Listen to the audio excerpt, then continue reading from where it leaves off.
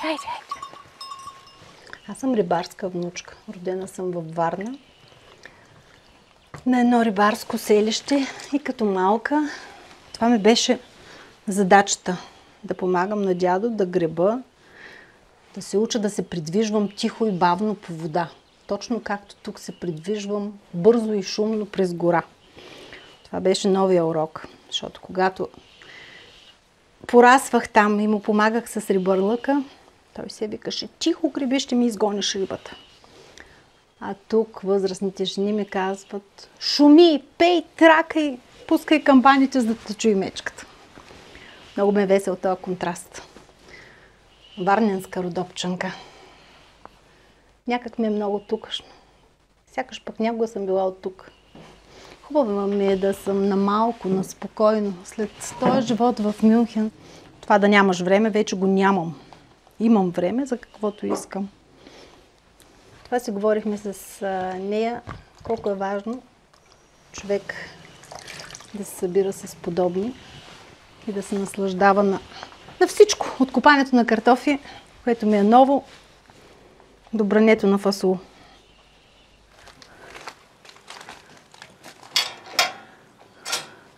Тук ми е много мираклийския овчарник, строен върху стария овчарник, както си беше. Значи горе с две стаички, където ще я стъна за такане, а долу са ми овцете и пилец. Еми ги камбаните, цяла гордост. Две хлопки и две чанчета за по-големите. Мила, а те си пладнят. Шаринка! Дара къде е легнала? Тя в дълбок сън. Ето ми е Мила. Мила е швейцарка. На нея никой баир не е достатъчно висок. Върви с каракачанките и винаги се е качила един баир по-нависок, да ги гледа отгоре. Швейцарските Алпи са и в кръвчицата. И от нея слиза руно между 4 и 6 кг. Толкова много вълна има, че е като муфлон. Просто е огромна. Нали моите момиче? Душица.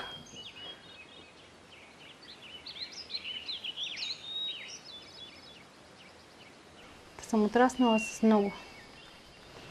Коти, после кучета. Овце не съм имала, винаги съм искала да имам овце. Това беше първото желание, което се сбъднах. Кучета. В Мюнхен си взех кучета, защото не можех да си взема овце. И те приличаха на овце такива дългокосмесци. Косово го открихме съвсем случайно през Booking и през къщите на вашата стопанка Светлана, косовските къщи. Те самите са прибрали някога от чужбина и са решили да спасяват село. И Косово е било живо за спасяване. Без население, с оставени къщи, но хубаво изоставени, без някакви ремонти, което означава, че те са си запазили камъка и дървото. И като дойдохме и като го видяхме това село преди 14-15 години, и решихме да оставаме, което се оказа трудно, защото сме с 3 деца, защото сме в чужбина, имаше много защото. Докато преди 2-3 години едно агне много бързо реши моите защота. После ще запозная с него, това е къде. Беше преди Гергьов ден и беше за Колене, отидах на гости при един овчар. И единственото животинче, което дойде при мен от каракачанките, беше то. Така се заинатих, че няма да умира това агне, ще си го взема да си го гледам, че накроих плановете си по него. И сега голяма част от годината съм тук. Гледам си животинките, работя с тяхната вълна, правя си курсовете тук. И всъщност страхотно се радвам на това, което се случва. Винаги съм искала, както аз ходя през света, така и той да идва при мен. И сега истински се радвам на този обмен с Тияо, която е тук на гости. И се надявам всъщност все повече хора да идват насам, защото имаме толкова много за показване и разказване, че 4 дена няма да не стигнат. Както тя каза вчера, това село е нереално, то не може да бъде поръчано. И тук се случват, това беше втората приказка, тук се случват чудеса извън нормата. Когато си поживял в Германия и в Швейцария, и чудото ти е норма.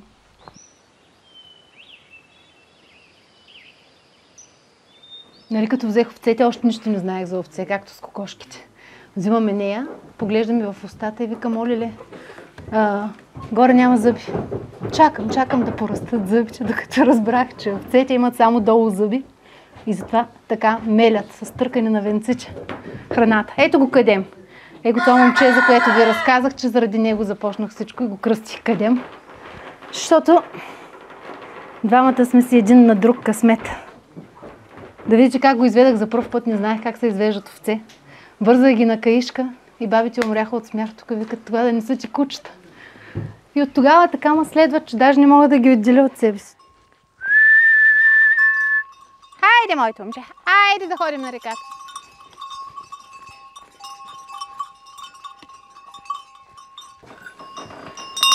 Как дрънка старото. Верно е голям чан. Но каква тенекия е новото. За съжаление, няма как да съм модерна. Това остана да се лежи, а това го носят овцете. Просто красив, тежък звук. Казват, че в най-хубавите чанове са правили в сплъвта и са слагали сребро за дрънкането, за чистия звук. Хайде да дойдете! Хайде, мамо! Хайде! Хайде, душки! Точно преди Великден си взех агънцата и много бързах. Им беше много трудно да изберат малко, защото аз няма да коля. Те са ми просто душичката към занаята, за да мога да го започна от самото начало. От тях да е вълната, да си я изпера, да си я изработя, да си я познавам.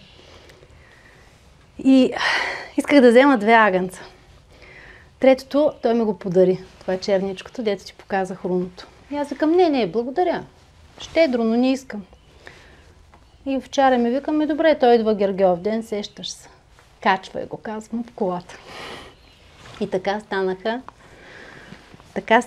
3 с Дарето.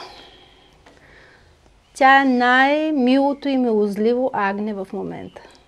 Седнеш някъде, то дойде и си гушни главата под мишницата ти и заспива да преживя при теб. И после дойде и 4-то, а пък до година и аз искам да си имат по едно детенце. Че с тия билки тук разкошни, просто мога да си представя какво мляко ще е. Па да взема да заквася, па да взема да подсиря. Като падна април месец големия сняг, тук вътре печката гори, люпят са пилета, а навънка агнетата играят в снега. Най-веселото тук е да се взема пратките от еконти спиди, от куриерите, защото ходя с агнетата. И пада голямо веселие, как идва буса и агнетата търчат насреща. Почтително спират и изчакват пратката. Ще са ми големи дружки. Хайде, моето момче, хайде! Хайде, Дарка! Хайде, мила! Шари! Хайде, душко! Хайде! Обикалят, пасат и си живеят живота и си показват душичката и показват всъщност колко интелигентно животно е едно агне. Всички приказки за овцата са за хора, които нямат време да се запознаят с нея. И сега се възхищавам на пилетата, сега пък уча за пилета. Всичко е много добре затворено, защото имаме какви ли неграбливи птици. Беше мома Гергана и пропя. И колко много е гошлива една кокошка. Тия моите са едни великденски кокошки. Снасят кафеви, зелени, сини яйца. Казвала съм на село, че до година няма да бойджесваме яйца.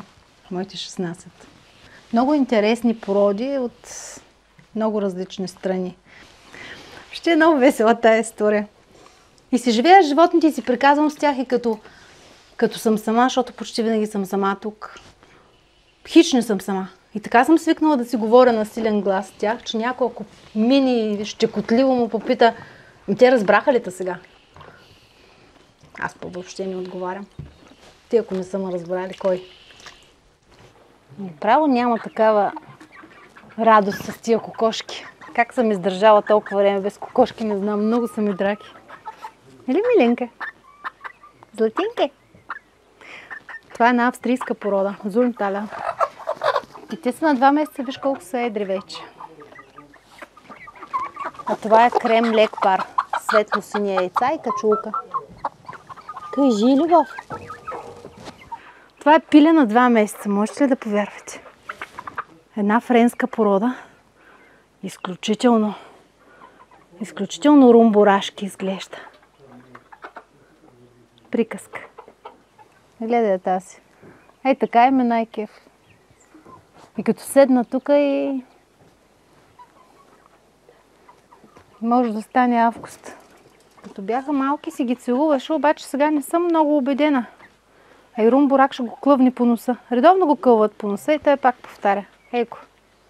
Аз си неговите пилета. Това са проекти за паша. Нещо, което мога да принеса със себе си. И тия копченца всъщност също са мандала. Те са симетрия. Те са тази вълшебна геометрия. Както са килими, както е всичко. Пак са знаци, пак са символи. Това ми е сега важно. Отново тия хора, всички ако може, да се научи колко е важно да имаш 2 неща, ама те да са хубави. И след пашата започват обикновено курсове.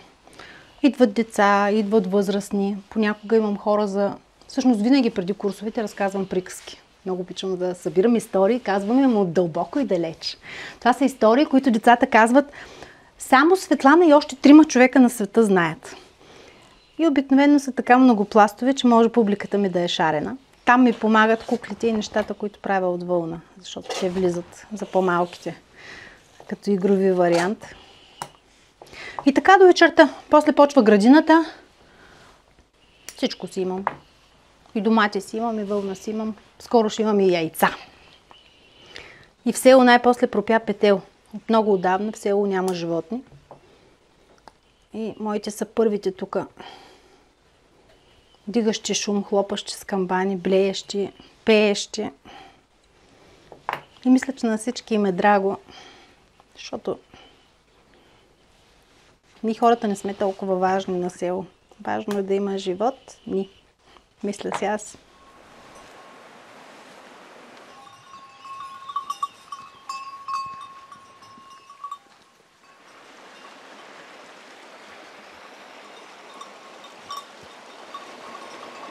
Хайде, Дарка!